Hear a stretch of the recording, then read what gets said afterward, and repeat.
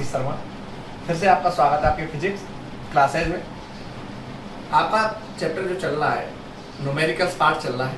Numericals part में मैं लगातार आपको न्यूमेरिकल्स करा रहा हूँ। न्यूमेरिकल्स में आपका फिर से कल मैं 28 तक न्यूमेरिकल करा चुका हूँ। आज 29 से आगे न्यूमेरिकल जितने भी हैं वो भी मैं कराऊंगा और हर वीडियो को आपको देता रहूँगा। अगर आपको वीडियो मेरी अच्छी लग रही है तो लाइक कमेंट कर मुझे आप जरूर बताएं।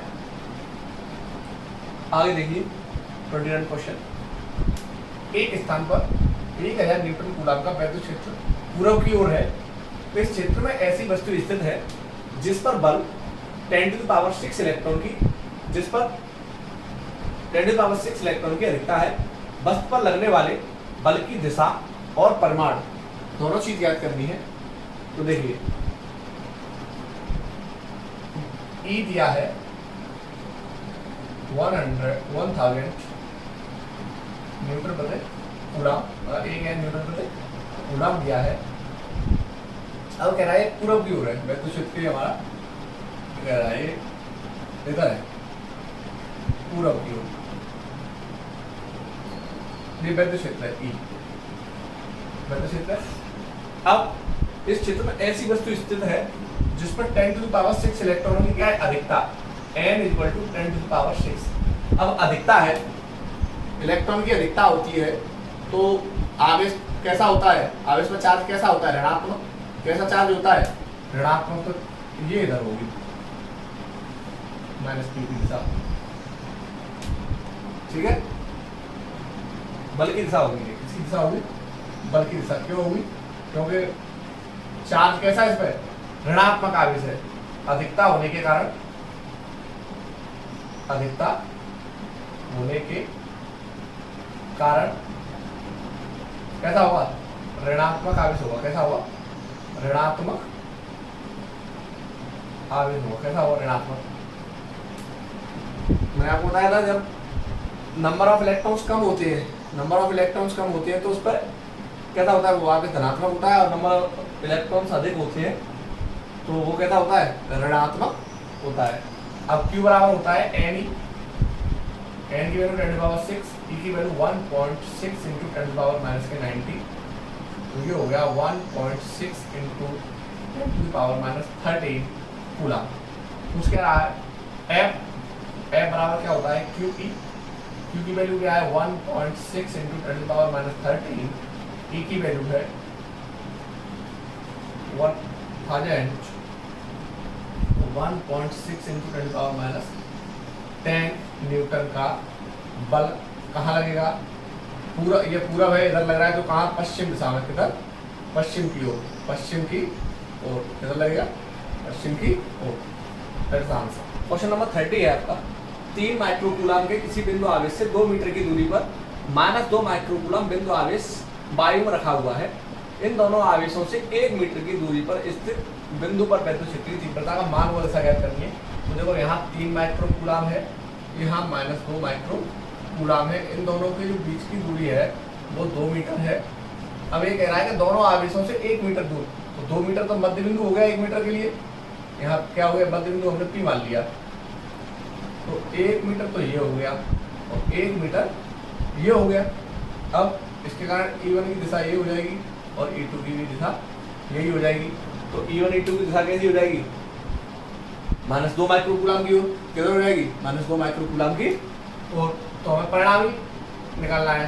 तो E बराबर E1 + E2। तो E1 की वैल्यू क्या होती है, 1/4 pi epsilon not Q1/r² + 1/4 pi epsilon not Q2/r²। इसकी वैल्यू होती है 9 × 10⁻9। Q1 की वैल्यू 3 माइक्रोकूलम, तो 3 × 10⁻6। R की वैल्यू 1 का वर्ग, 9 × 10⁻9 -6/1 का वर्ग। 9 3 27, 9 3 और 9 2 18, 9 2 18 और यहाँ पे 10⁻3, 18 और 27 होता है 45 × 10⁻3, तो 4.5 इंटू 10⁴ न्यूटन प्रति कूलाम, ये इसका आंसर होगा। 2 माइक्रो कूलाम की ओर होगी, इसकी दिशा कहाँ हुई, -2 माइक्रो कूलाम की ओर। क्वेश्चन नंबर 31 है आपका 20/3 × 10⁻19 कूलाम तथा -10 × 10⁻19 कूलाम के आवेश परस्पर 0.04 मीटर की दूरी पर है। इसमें से गुजरने की रेखा किस बिंदु पर विद्युत क्षेत्र की तीव्रता 0 होगी।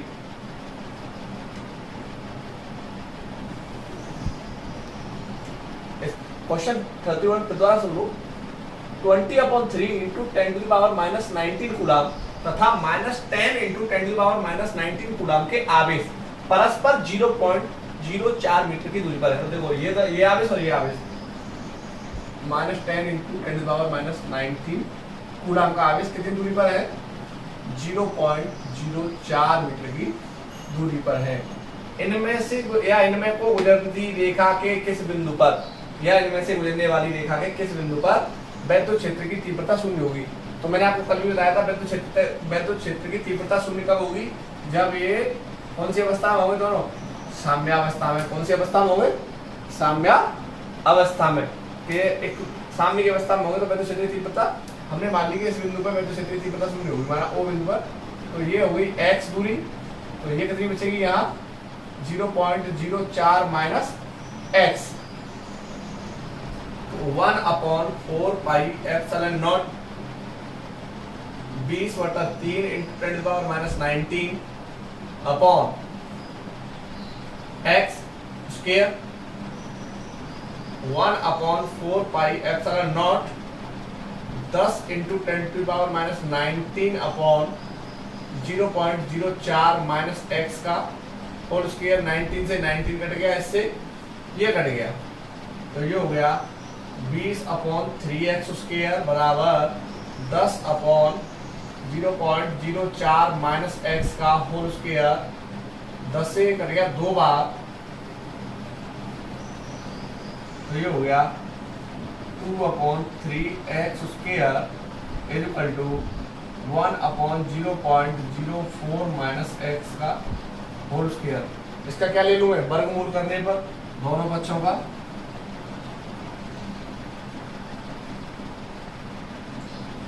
वर्गमूल लेने पर क्या हुआ, √2 हो गया, इसका √3 हो गया, x स्क्वायर का x हो गया, 1 का 1 हो गया, इस पे से पूरे पे से वर्ग घट गया तो वर्गमूल 0.04 माइनस x रह गया। √2 की वैल्यू होती है 1.414 और इसकी वैल्यू होती है 1.732, 1/0.04 माइनस x मल्टीप्लाई कर दूं तो ये हो गया 1.414 into 0.04 minus 1.414x is equal to 1.732x 732x। इसका मैं मल्टीप्लाई करूं, इसको जो है मैंने मल्टीप्लाई किया तो इसका मल्टीप्लाई आया 0.05656 और इसको मैं उसमें पक्षांतर करके ले गया तो 1.732x प्लस 1.414x, तो 0.05656 इज इक्वल टू x की जगह x हो गया, 4 और 2 6 हो गया, 314 हो गया, 741 हो गया और यहाँ 3.146 हो गया। तो x is equal to 0.05656 upon 3.146। अब इसका मैं भाग दूंगा तो आइए देखते हैं कितना भाग आता है। तो इसका मैंने इसमें भाग दिया 0.0179 मीटर आया ये आंसर। तो आंसर क्या है कि प्लस से मतलब धनात्मक आवेश से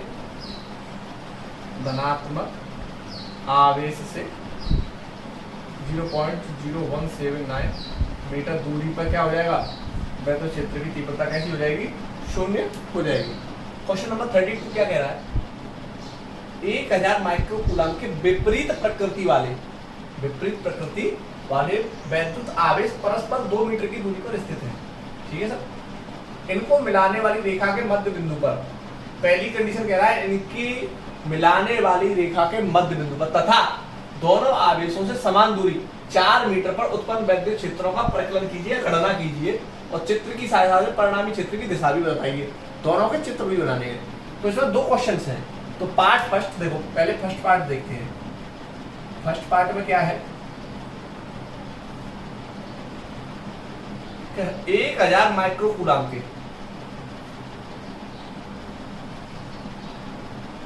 1000 माइक्रोकूलम पॉजिटिव हो गया, विपरीत प्रकृति के लिए 1000 माइक्रोकूलम नेगेटिव हो गया। ठीक है भाई, परस्पर 2 मीटर पर स्थित है। दोनों के बीच की दूरी कितनी है? 2 मीटर। कितनी? 2 मीटर। इनको मिलाने वाली रेखा के मध्य बिंदु पर, मध्य बिंदु ये हो गया O, इस पर वैद्युत क्षेत्र की गणना करनी है। हमें किसकी गणना करनी है? वैद्युत क्षेत्र E यहाँ करना है मध्य बिंदु पर। तो देखिए, मैंने आपको भी बताया था यहाँ E = E1 + E2।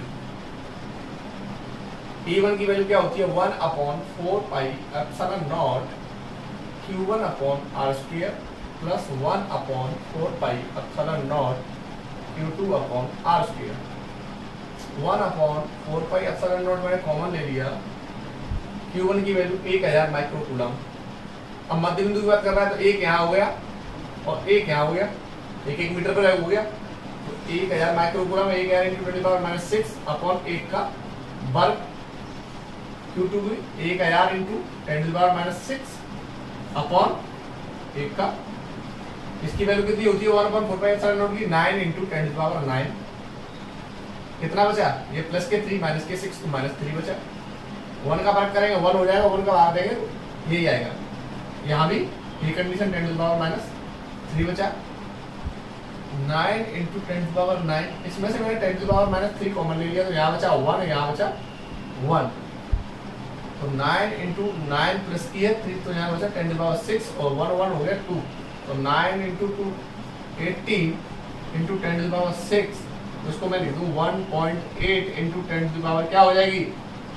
10⁻ क्या हो जाएगी? 7 न्यूटन प्रति कूलम। अब इसकी दिशा क्या है? इसकी दिशा आप देख रहे हैं किधर है? ऋणात्मक आवेश की ओर। ऋणात्मक आवेश की ओर। पहली कंडीशन, पहला सवाल ऋणात्मक आवेश की ओर हो गया। सेकंड कंडीशन, सेकंड पार्ट क्या है? सेकंड पार्ट कह रहा है कि दोनों आवेशों से समान दूरी पर 4 मीटर पर उत्पन्न वैद्युत क्षेत्र की गणना करनी है। तो ये पहला वाला क्वेश्चन, तो ये पहला पार्ट तो यहाँ तक सॉल्व हो गया, पहला पार्ट हो गया। अब देखते हैं सेकंड पार्ट। देखिए सेकंड पार्ट में कह रहा है कि ये दो आवेश, जो दोनों आवेश हैं, एक तो ये 1000 माइक्रोकूलम पॉजिटिव और 1000 माइक्रोकूलम नेगेटिव, दोनों कितने मीटर दूरी पर स्थित है? 2 मीटर पे। कितने मीटर पे है? 2 मीटर पे। अब ये कह रहा है कि दोनों आवेशों से समान दूरी पर। ठीक है सर, यहाँ कोई बिंदु है P, समान दूरी हो गई, 4 मीटर ये हो गया और 4 मीटर ये हो गया। अब कैसा आवेश है? ऋणात्मक, तो वैद्युत क्षेत्र की तीव्रता ऋणात्मक की ओर होगी। एक है प्लस का है, ये वैद्युत क्षेत्र की तीव्रता बाहर की ओर होगी, तो इनका परिणामी आवेश ये होगा E। क्या हुआ? E। इसकी कंडीशन हो गई, परिणामी आवेश E हो गया। अब ये कौन सी स्थिति बन गई इसकी? ये कौन सी स्थिति है? ये इसकी स्थिति है। मैंने आपको अच्छी और निरक्षीय स्थिति में वैद्युत क्षेत्र की तीव्रता बताई थी। अच्छी और निरक्षीय स्थिति में तो E बराबर मैंने तुम्हें सूत्र बताया था 1/4πε0 P/r³। अब P बराबर क्या होता है? P बराबर होता है 2Ql। P बराबर क्या होता है? 2Ql। अब 2Q हमारे पास कितना है? 1000 माइक्रोकूलम। 1000 × 10⁻⁶। ये क्या है? इनके बीच की दूरी 2L, इसको अल्प दूरी कहते हैं। आपको कई बार बताया है वैद्युत ध्रुव के बीच की दूरी 2L। तो 2L की दूरी दे रहा है 2 मीटर। तो ये हो गया 2 × 10⁻³ 2 × 10⁻³ कूलम मीटर। अब P की वैल्यू यहाँ आ गई। अब R बराबर दिया हमारे पास 4 मीटर, R बराबर कितना दिया 4 metre, E equal to 9 into 10⁻⁹, P की वैल्यू निकाली हमने 2 इंटू 10⁻³ अपॉन 4, तो 4 का क्यूब, तो E इक्वल टू 9 इंटू 10⁻9 में से 3 गया 6 बचा इंटू 2 अपॉन 64। 2 से इसको मैंने काटा 32 बार, कितनी बार काटा 32, तो E equal to 32 divide by 9, तो 9 में मैं 32 का भाग देता हूँ, ऐड किया तो ये आया 0.281 इंटू 10⁻6, तो 10⁻6 हो गया। अब इसको मैं पॉइंट को इधर लेके गया मैं, तो 2.81 इंटू 10⁻, यहाँ बचा मेरा 5, ये हो गया न्यूटन प्रति कूलम। इसकी दिशा क्या होगी, धनावेश से समांतर ऋणावेश की ओर, देखो धनावेश से चल रही है, कहाँ है समांतर, ऋणावेश के समांतर। इसकी विद्युत दिशा कहाँ होगी, ऋणावेश के समांतर। ठीक है, क्वेश्चन कंप्लीट हो गया। आपको मेरी वीडियो अगर अच्छी लग रही हो कृपया लाइक कर सब्सक्राइब करें और कमेंट कर बताएं कि आपको वीडियो मेरी कैसी लग रही है। धन्यवाद।